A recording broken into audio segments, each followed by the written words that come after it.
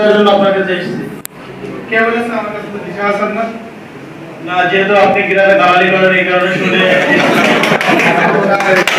আচ্ছা ঠিক আছে, এখন সৌদি আরবে ভিসা পাওয়া যাচ্ছে, তো কোম্পানিতে যাবেন নাকি এমনি? না, আসলে কোম্পানির বিষয়ে যেতে চাচ্ছি, ঠিক আছে? যেহেতু গরিব মানুষ, অনেক টাকা পয়সা দরকার, একটা ভালো বিষয় হলে যাতে আমার বিল্ডিং কনস্ট্রাকশন যাবেন নাকি ওই ক্লিনার ভিসা পাওয়া যায়, রোড ক্লিনার, মার্কেট ক্লিনার? ধরুন আপনি কোনটা করতে যাচ্ছেন, ক্লিনারের বিষয়ে কিন্তু একটু বেতন কম হবে না, খাটি কম হবে না। বিল্ডিং কনস্ট্রাকশনে গেলে 1000 প্লাস 200 দেবেন তারা।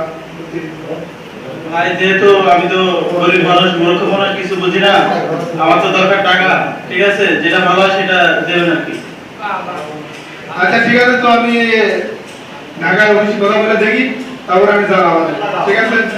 তো বিল্ডিং কনস্ট্রাকশনে তাহলে যায় না, ওখানে টাকা লাগবে না, 4 লাখ, 4 লাখ টাকা লাগবে।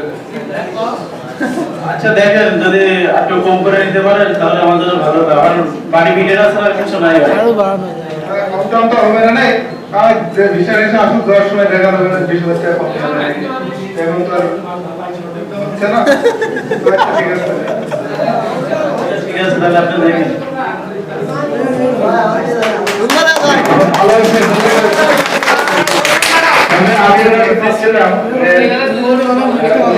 একদম সিদ্ধান্ত নিয়ে যাবে আগামীকালকের ভিতরে আমার কাছে 2 লাখ টাকা জমা দেবে, এই পর্যন্ত যাওয়া উচিত ছিল।